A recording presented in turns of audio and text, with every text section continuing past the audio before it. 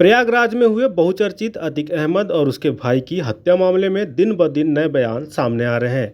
ऐसे में बालाघाट के समाजवादी पार्टी के जिला अध्यक्ष महेश सहारे ने भी बड़ा बयान दिया है, जिसमें उन्होंने राजेश पाठक पर जमकर निशाना साधा, साथ ही आंदोलन की भी चेतावनी दी। सुनिए क्या कहा महेश सहारे ने। एक उत्तर प्रदेश में जो है अतीक अहमद डॉन माफिया की अभी पुलिस की सुरक्षा में वहाँ उसकी हत्या हुई गोली मारकर, और उसमें जो है मुख्य आरोपी लवलेश तिवारी जो उत्तर प्रदेश बांदा जिले का रहने वाला है। लवलेश तिवारी बालाघाट जिले में भी 2021 में कि 22 तक अंत में वो यहाँ रहा है बालाघाट में, और रेत के काम में वो रहा है। उसकी जितनी आप पोस्ट देखोगे तो कहीं गाड़ी पे बैठा हुआ है, उसके पीछे डंपर है, रेत किनारे है, नदी किनारे है, तो रेत से जुड़े हुए काम में यहाँ लवलेश तिवारी रहा है। और आप सब जानते हैं, बालाघाट जिले की सब जनता जानती है कि यहाँ जो शराब का कारोबारी है, रेत का कारोबारी है, राजेश पाठक है। और राजेश पाठक कहाँ का है? उत्तर प्रदेश बांदा जिले का रहने वाला है, और बांदा जिले का ही लवलेश तिवारी यहाँ आया था, और उसने अभी हत्या करी है अतीक अहमद की। आप सब जानते हैं कि उत्तर प्रदेश से, बांदा जिले से यहाँ पे जो है 400 से 500 लोग रह रहे हैं, और रेत के अवैध उत्खनन में, शराब के अवैध सप्लाई में, और ये राजेश पाठक के संरक्षण में आए हुए लोग हैं, क्योंकि राजेश पाठक खुद बांदा का है, उत्तर प्रदेश का रहने वाला है। इसीलिए जो है पूरे उत्तर प्रदेश के लोगों को लाए गए। अभी आप शराब की दुकान में चल जाइए, शराब की दुकान में पूरे उत्तर प्रदेश के लोग मिलेंगे, क्योंकि उनकी बोली भाषा से समझ आ जाएगा। हम बालाघाट के लोगों की अपनी बोली भाषा अपनी अलग है, लेकिन उत्तर प्रदेश के लोगों की आप बोली भाषा देखेंगे तो आप पहचान जाएंगे कि ये बालाघाट जिले के बाहर का व्यक्ति है। भाई, उत्तर प्रदेश से इतनी बड़ी तादाद में यहाँ पे क्या कर रहे हैं लोग, और ये पूरे आपराधिक प्रवृत्ति के लोग हैं, अपराधी है। वो उधर कुछ घटना करते हैं, इधर मध्य प्रदेश में आते हैं, इधर कुछ करते हैं, उधर चल जाते हैं। उनको संरक्षण कौन दे रहा है? राजेश पाठक। और राजेश पाठक का रेत का अवैध उत्खनन है, और शराब की अवैध सप्लाई है। आप देखेंगे बालाघाट जिले के नदी नाले को सब समाप्त कर दिया गया है। बाउनथड़ी नदी को देख लीजिए, वैनगंगा नदी को देख लीजिए। बाउनथड़ी नदी बहुत छोटी सी नदी है, उसको पूरा समाप्त कर दिए, महाराष्ट्र में बेची जा रही है, और अवैध रूप से बेची जा रही है। कोई घाट वहां स्वीकृत नहीं है। और ये उत्तर प्रदेश के जो आपराधिक प्रवृत्ति के लोग हैं, ये पूरे जो है घाट घाट घूमते हैं। अगर गांव का कोई व्यक्ति जो है, अगर उसको जरूरत भी होगी तो एक मुट्ठी भर रेत नहीं निकाल सकता हो। अगर एक मुट्ठी भर भी रेत निकालेगा तो ये पाठक के जो गुंडे हैं, जो उत्तर प्रदेश से आए हुए हैं, ये पकड़ते हैं, उसको मारते हैं, पीटते हैं, और थाने में जमा करा देते हैं, उसकी गाड़ी सहित जमा करा देते हैं। आप देख रहे हैं बालाघाट जिले के आसपास ढाबों में, होटलों में, रेस्टोरेंट में अवैध रूप से शराब की बिक्री हो रही है, अंग्रेजी शराब की बिक्री हो रही है। किसके संरक्षण में हो रही है बिक्री? क्या पुलिस प्रशासन को नहीं दिख रहा है कि बालाघाट जिले में शराब कैसी बिक रही है, ढाबे रेस्टोरेंट में कैसी बिक रही है?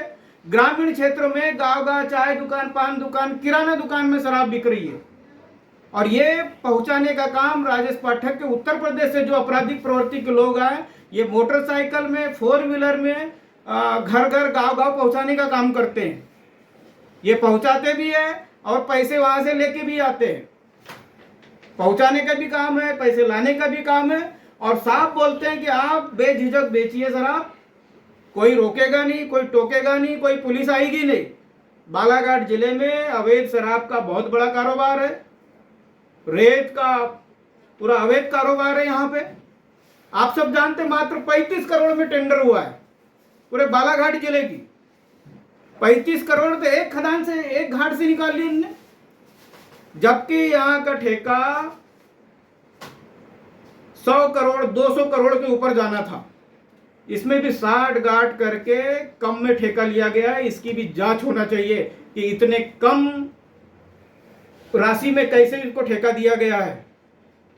और सबसे बड़ी बात है कि अभी जो लवलेश तिवारी बालाघाट में रहा, उसने अतीक अहमद और उसके भाई की भी हत्या गोली मारकर की है, वो बालाघाट में रहा है, उसकी पूरी जांच होना चाहिए, उसकी कॉल डिटेल की जांच होना चाहिए, वो किसके कहने पे आया था, कहाँ रुका था, किस घर में रुका था और किससे उसकी बातचीत होती थी। और बालाघाट जिले में 400 से 500 अभी भी बांदा जिला और उसके आसपास के लोग हैं, उनकी पूरी जांच होना चाहिए। ये पूरे शहर भर, पूरे जिले भर घूम रहे हैं और लोग अभी खौफ में हैं। इनकी शिकायत करने से लोग डरते हैं, इसलिए डरते हैं क्योंकि इनको राजनीतिक संरक्षण प्राप्त है, इनको प्रशासन का संरक्षण प्राप्त है। इसलिए कोई व्यक्ति जो इनके खिलाफ में बोलने से डरते हैं, क्योंकि झूठे केस में फंसा देंगे, किसी को मरवा देंगे, किसी को पिटवा देंगे।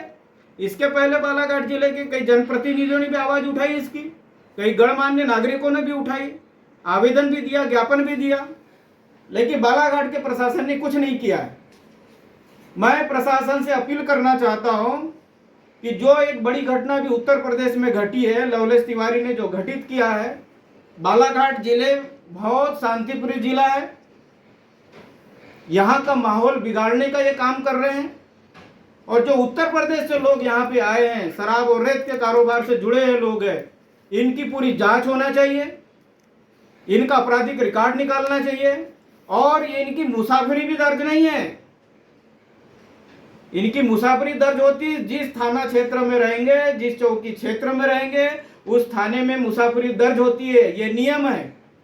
और जिस घर में किराए से रहते हैं, उसका किराए का भी पुलिस के द्वारा वेरिफिकेशन होना चाहिए, लेकिन ये वेरिफिकेशन भी नहीं है। उससे पता चलेगा कि ये क्रिमिनल है। इनके आधार कार्ड की जांच होना चाहिए, क्योंकि उत्तर प्रदेश से भारी मात्रा में बालाघाट जिले में ये लोग क्या कर रहे हैं, और आपराधिक प्रवृत्ति के लोग हैं। इनके पास अवैध हथियार भी है, रेत घाट में रात दिन काम करते हैं, गाड़ियों से जाते हैं, डराते हैं, लोगों को धमकाते हैं। गांव के लोग विरोध करते हैं तो उनको डराते धमकाते, लोग चुप हो जाते हैं, क्योंकि इनको सत्ता का संरक्षण प्राप्त है और पुलिस भी इसमें कुछ नहीं करती है। इसलिए गांव के भोले भाले लोग जो है चुप हो जाते हैं। और राजेश पाठक अपनी बांदा कंपनी, पूरी जो बांदा कंपनी नहीं, ईस्ट इंडिया कंपनी है, व्यापार करने के लिए ईस्ट इंडिया कंपनी यहाँ आई थी, वैसी उत्तर प्रदेश से बांदा जिले से राजेश पाठक यहाँ रेत का कारोबार करने आया है, शराब का कारोबार करने आया है और बालाघाट जिले का माहौल खराब किया जा रहा है। अभी शराब की बात, अभी 10 साल 12 साल 14 साल के जो है बच्चे जो है शराब पी रहे हैं, क्योंकि शराब बड़ी आसानी से उपलब्ध हो रही है। अभी गांव में किराना दुकान, चाय दुकान, पान दुकान में शराब आसानी से उपलब्ध हो रही है, क्योंकि हर गांव में शराब की दुकान नहीं है। लेकिन इनने अवैध रूप से चाय दुकान, पान दुकान में शराब की बिक्री का इनने केंद्र खोल लिया है। ये खुद वहां पहुंचा रहे हैं और उत्तर प्रदेश से जो लोग आए वही पहुंचा रहे हैं जाके। इनका पहुंचाने का भी काम है, पैसे लाने का भी काम है। अगर कोई विरोध करता है तो उसको डराते धमकाते हैं और झूठे केस में भी फंसवाते हैं। और बालाघाट जिले में आप सबको पता होगा, जो महुए का लाहन ये जब्त करती पुलिस, जंगल में नाले में जाके जब्त कर लेती है। खुलेआम दिन दहाड़े शराब जो है ढाबों में बिक रही है, होटलों में बिक रही है, चाय दुकान में बिक रही है, पान दुकान में बिक रही है, ये सरकारी ऑफिसों में बिक रही है। यहाँ शहर के अंदर बैंकों में जाके बेच रहे हैं, एक्टिवा में रख लेते हैं और जाके बेच रहे हो। शराब दुकान से सस्ती में बेच रहे हैं जाके। ये कौन लोग है बेचने वाले? महुआ लान करने के लिए आप जो है जंगल में पकड़ लेते, नाले में जाके पकड़ लेते। अरे दिन दहाड़े ढाबों में बिक रहा है, चाय दुकान, पान दुकान में। ऐसा कोई थाना क्षेत्र नहीं होगी जहां अवैध रूप से शराब की बिक्री नहीं हो रही है। मैं पुलिस प्रशासन से भी अपील करता हूं कि इस मामले को संज्ञान ले और इस पे तत्काल कार्रवाई करे। उत्तर प्रदेश से जो आपराधिक प्रवृत्ति के 400-500 लोग जो आए, जो राजेश पाठक बांदा कंपनी के काम को संचालित करने के लिए आए, रेत के अवैध काम के लिए, शराब के अवैध काम को संचालित करने के लिए आए, इनकी जांच होना चाहिए।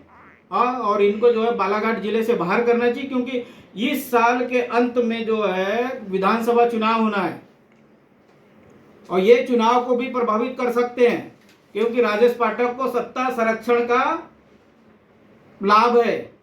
तो ये किसी राजनीतिक दल को लाभ पहुंचाने के लिए भी चुनाव को प्रभावित कर सकते हैं। इसलिए इनको बालाघाट जिले से बाहर करना चाहिए।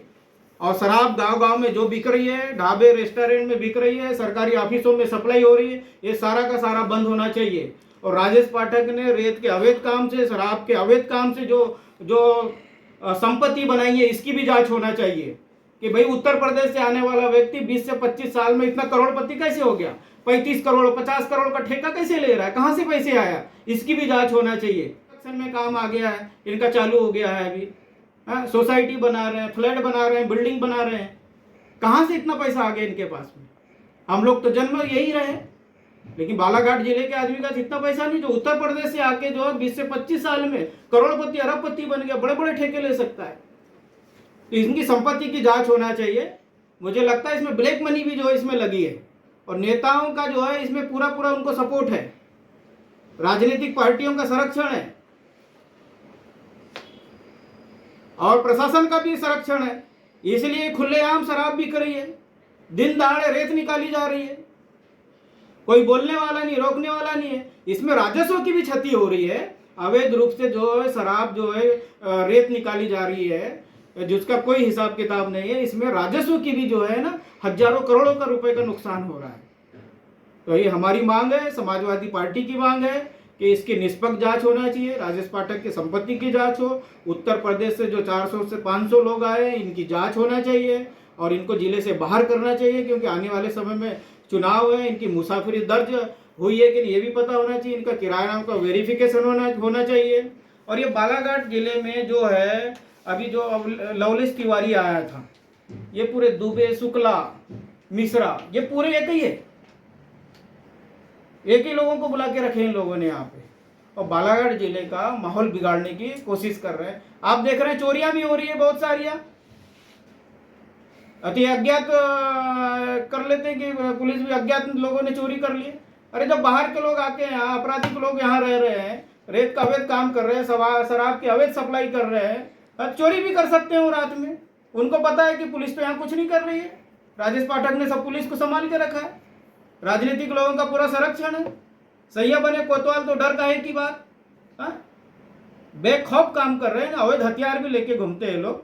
इसकी पूरी जांच होना चाहिए और कितने लोग हैं उनका पूरा रिकॉर्ड निकालना चाहिए और इनको जिले से बाहर करना चाहिए। ये हमारी समाजवादी पार्टी की मांग है। अगर इस पे कार्रवाई नहीं करते, इनकी जांच नहीं करते, तो आने वाले समय में सड़कों पे हम धरना प्रदर्शन करेंगे, जनता के लिए, जनता के बीच में जाके हम खड़े होंगे और उनकी आवाज़ को उठाएंगे और अंतिम वक्त तक हम ये आवाज़ उठाएंगे। इसके पहले भी हम लोगों ने शिकायत करें बालाघाट कलेक्टर एसपी को, भटेरा में भी जो है एक ट्रैक्टर चालक को जो है राजेश पाठक के गुंडों ने मारे थे बेसबॉल से, उस पर भी कोई कार्रवाई नहीं की गई है। ऐसी बहुत सारी घटना बालाघाट जिले में हो गई है, इन पर कोई कार्रवाई नहीं होती है, क्योंकि सब जो है इनको सत्ता संरक्षण का इनको संरक्षण है, इसलिए कुछ कार्रवाई होती नहीं है। अगर इस मामले में कार्रवाई तत्काल नहीं होती है तो हम लोग सड़कों पे आके जो है आंदोलन करेंगे।